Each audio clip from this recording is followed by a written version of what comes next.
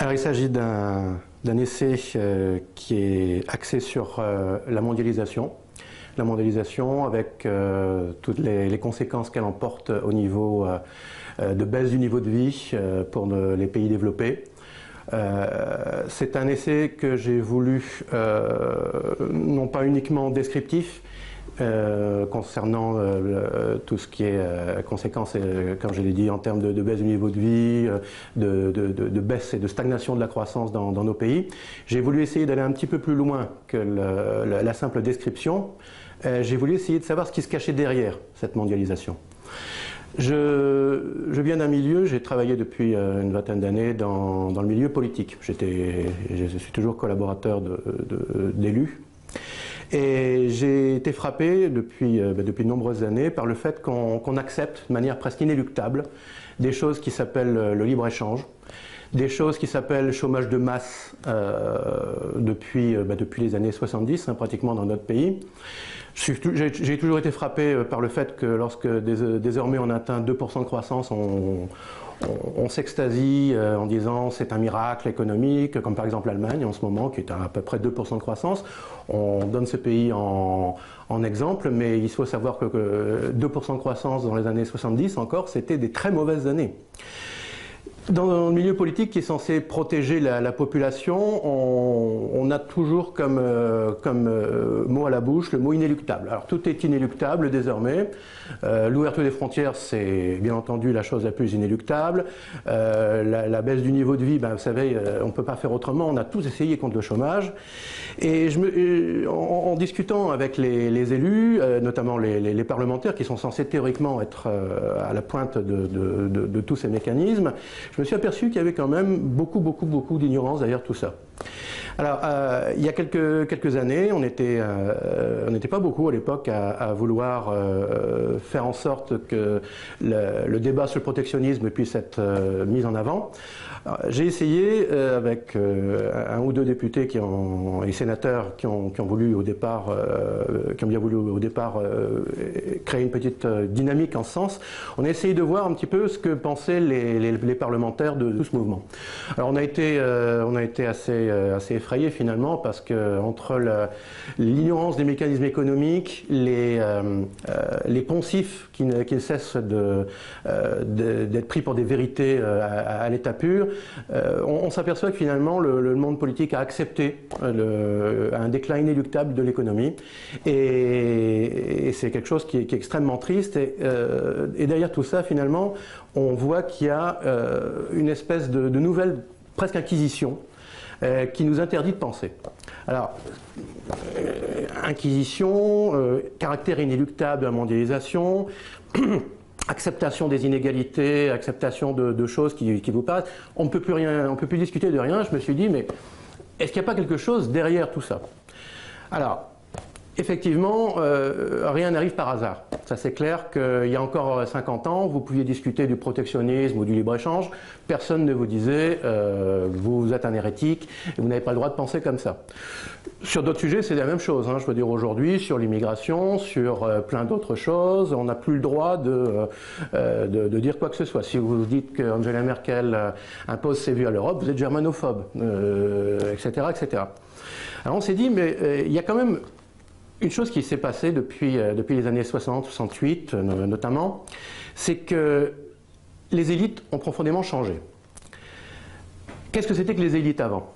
Avant, les élites, il y avait un peuple qui avait son élite, et l'élite et le peuple étaient, je dirais, en osmose.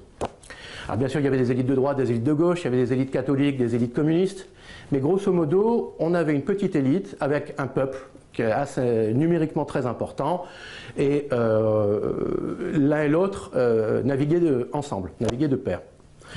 Il s'est passé un événement, à mon avis, très important après la guerre, c'est l'augmentation énorme du nombre de gens qui sont passés par l'université, par l'enseignement supérieur, et j'ai appelé cette nouvelle caste qui ne cesse de croître, parce qu'il faut savoir qu'il y avait au début du siècle quelques pourcents de gens qui passaient vers l'université.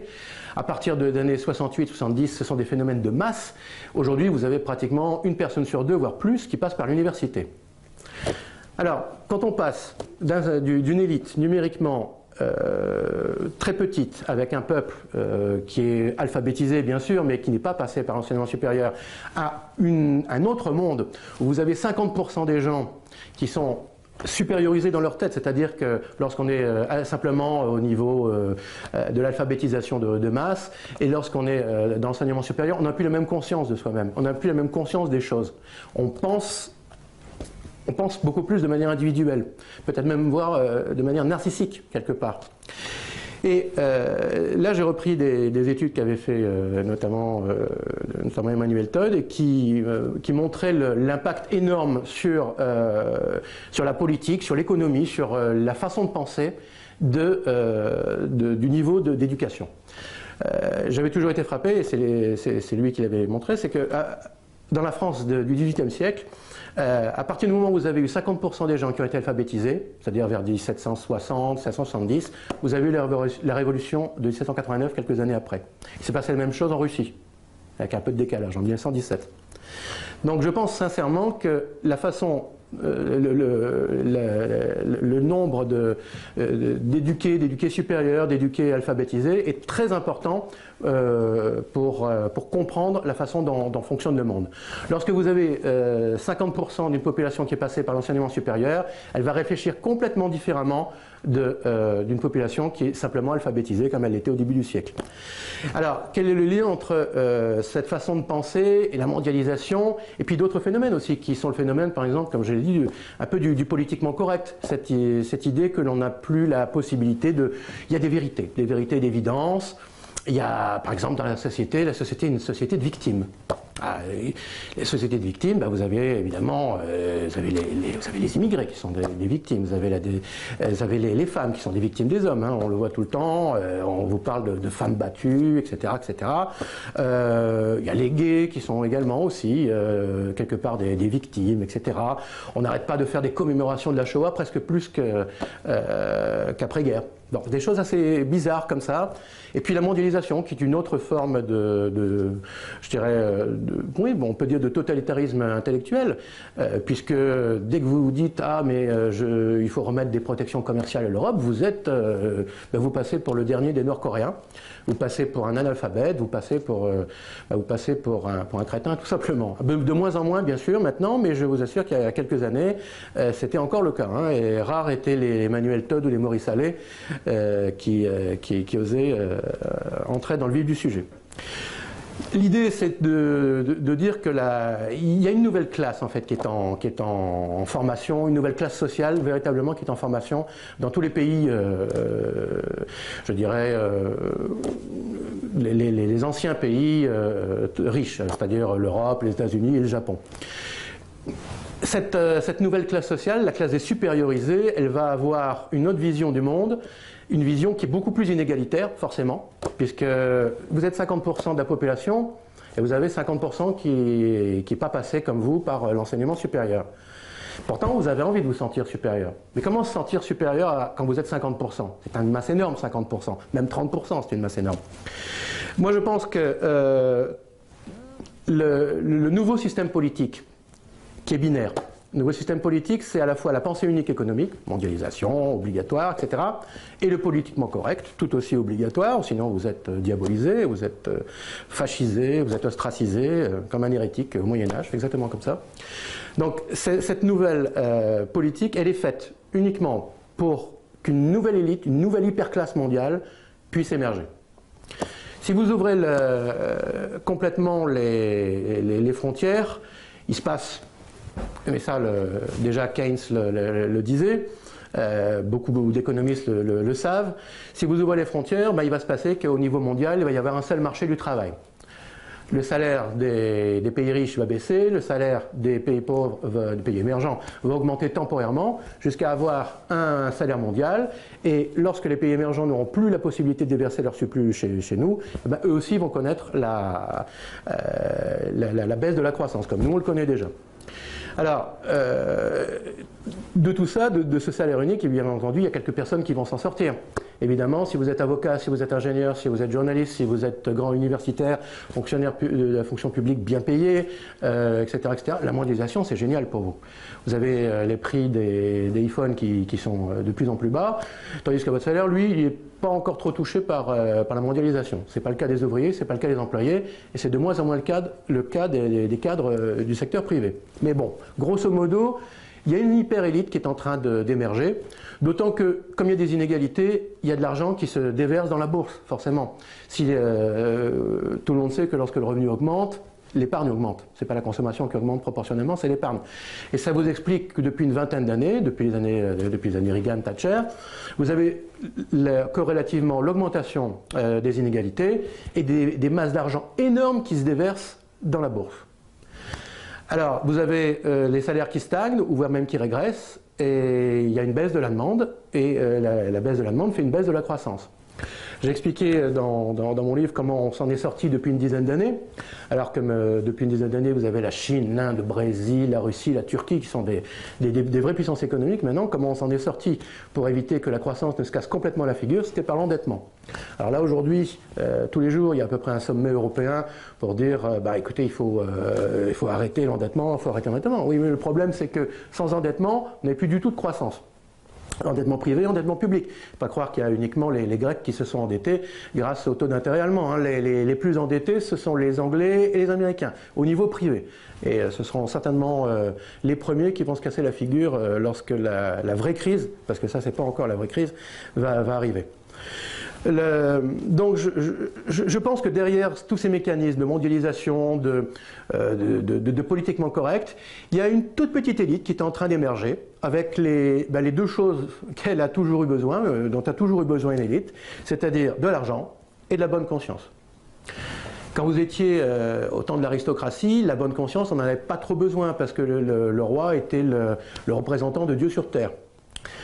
Après, entre à peu près le XVIIIe siècle et jusqu'à maintenant, vous avez ce que j'appelle les temps démocratiques, c'est-à-dire avec l'alphabétisation de masse, les gens sont devenus libres et égaux entre eux. C'est le message de la Révolution de 89.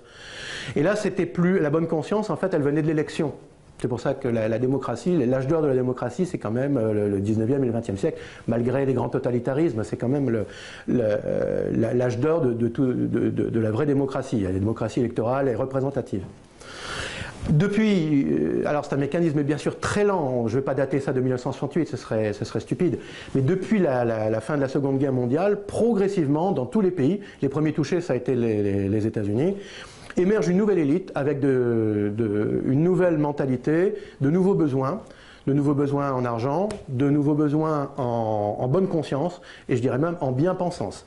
Parce que ce qu'on appelle la bien-pensance ici, le politiquement correct, qui irrite, il faut le dire, de plus en plus la population, parce qu'il devient infernal, quoi. Je veux dire, vous ne pouvez plus rien dire sans vous retrouver devant votre avocat. Donc, devant votre avocat et devant la justice. Vous ne pouvez absolument plus rien dire. Cette nouvelle élite est en train de créer un monde uniquement fait presque à son image, pour elle, par elle et uniquement pour elle. Donc, l'idée de cette nouvelle hyperclasse mondiale, c'est un peu le sous-titre de mon livre, c'est l'hyperclasse mondiale à l'assaut de la démocratie et de l'économie.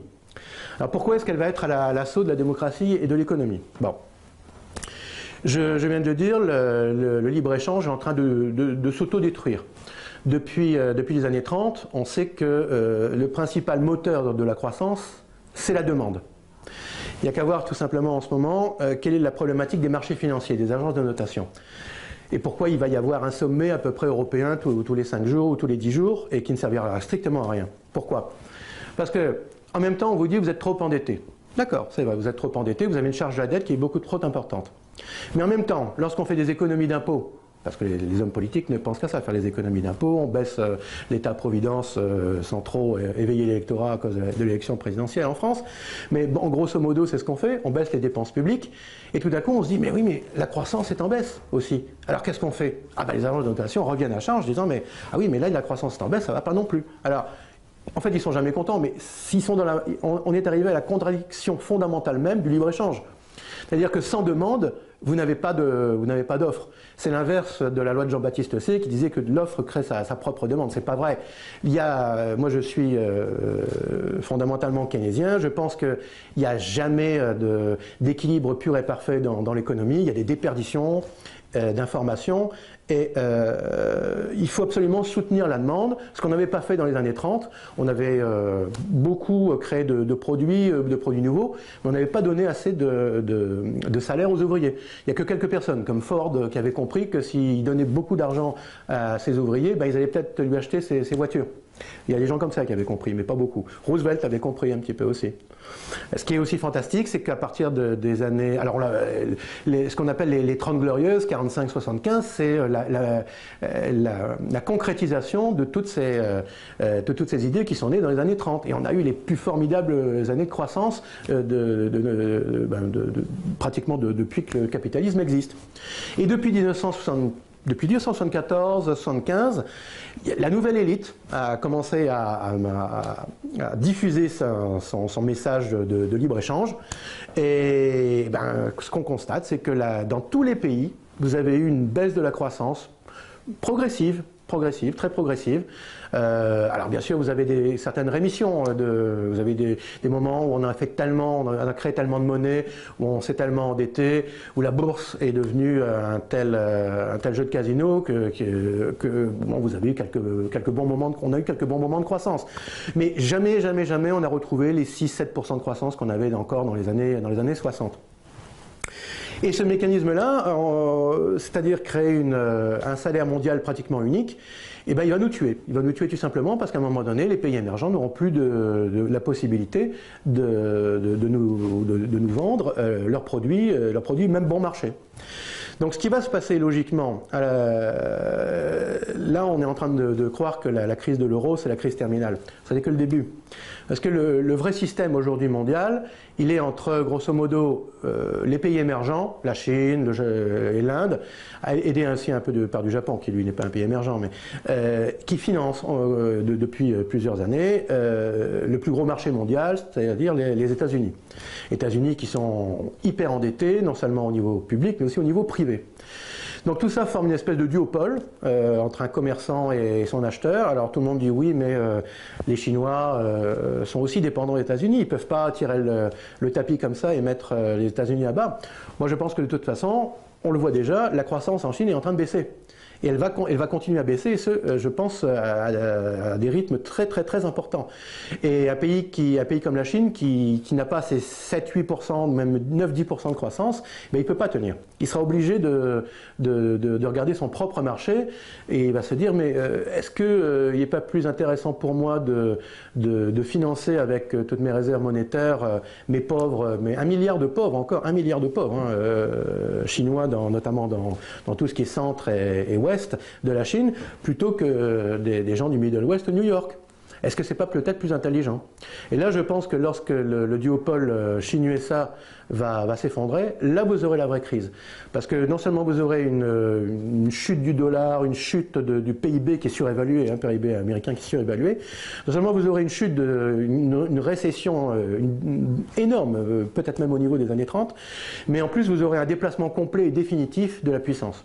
Parce qu'aujourd'hui, vous avez quand même, grosso modo et malgré tout, un pays qui est les États-Unis, qui a non seulement un leadership culturel, mais aussi un leadership militaire. Et bien, ils vont le perdre. Et là, ce sera la vraie crise, parce que c'est tout l'Occident et tout son modèle qui vont se retrouver chamboulés.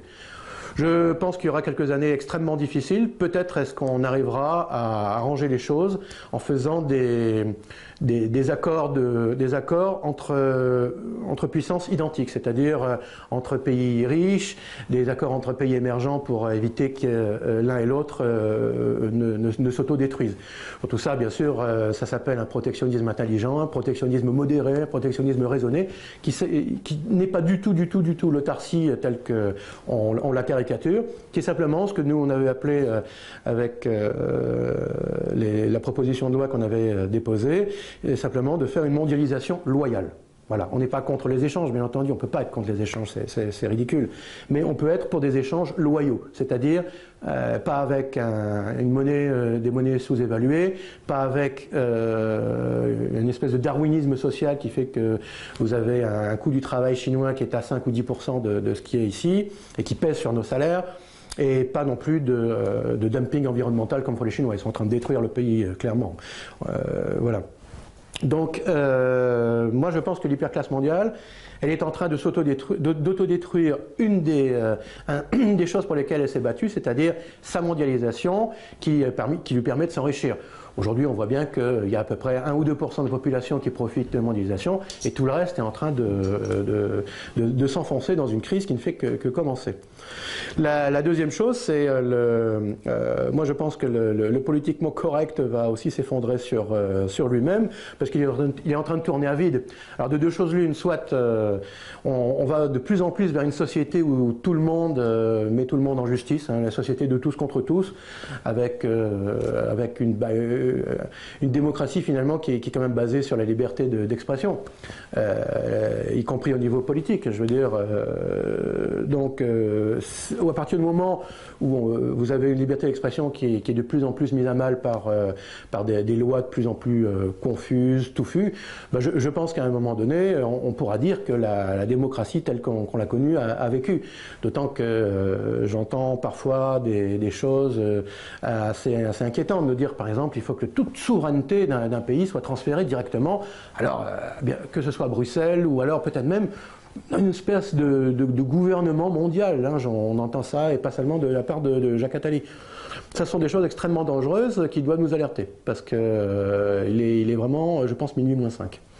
Donc, moi personnellement, je pense que les mentalités ont évolué dans un mauvais sens. Les gens ils sont plus individualistes, maintenant ils sont narcissiques. C'est-à-dire que le narcissique, c'est quelqu'un qui utilise les autres comme un miroir pour se dire, mon Dieu, que je suis beau, je suis jeune, je suis riche, je suis intelligent. La mentalité nouvelle, c'est ça, c'est une mentalité de repli sur soi-même et sur ses égaux, c'est-à-dire son petit groupe. Alors, repli sur le groupe, ça peut être les riches qui se replient en centre-ville, par exemple. Ça, c'est ce qu'on appelle la gentrification de tous les quartiers, y compris même des anciens quartiers populaires. On se regroupe à Paris, on se regroupe dans les centres-villes. Ça peut être aussi le regroupement ethnique dans les banlieues. Ça peut être aussi les classes moyennes blanches. Parce qu'aujourd'hui, vous avez malheureusement des villes entières, des populations entières qui sont ethnicisées. Vous avez les Français de souche quelque part, vous avez les enfants d'immigrés autre part, vous avez les riches blancs, ou même pas forcément blancs, je veux dire, en centre-ville, etc., etc. Il se passe quelque chose qui est extrêmement grave, c'est une dislocation du territoire. Aujourd'hui, vous avez une société complètement bloquée. Vous voulez trouver un travail, vous voulez créer une entreprise, c'est 10 fois plus, mais 100 fois plus difficile qu'avant, parce que vous n'avez pas les réseaux, on n'a pas forcément tous les réseaux. La société devient une société qui est fracturée comme une espèce de kaléidoscope, une espèce de millefeuille, où plus personne finalement ne va parler à personne, et je ne sais pas si on peut encore appeler même une société un conglomérat de réseaux, de bandes, de quartiers complètement différents qui ne se parlent plus. Moi, je suis personnellement assez pessimiste et je pense qu'on va vers une société qui sera beaucoup plus dure que ce qu'on a vécu. On a vécu au XXe siècle, malgré bien sûr la guerre mondiale et d'autres guerres, je pense qu'on a mangé un peu notre pain blanc.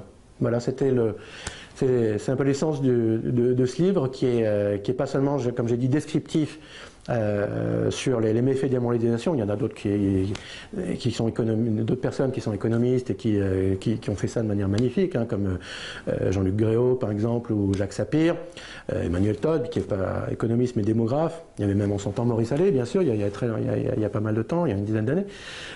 Moi j'ai voulu essayer d'aller un peu au-delà des phénomènes et montrer qu'il y avait véritablement un changement de mentalité.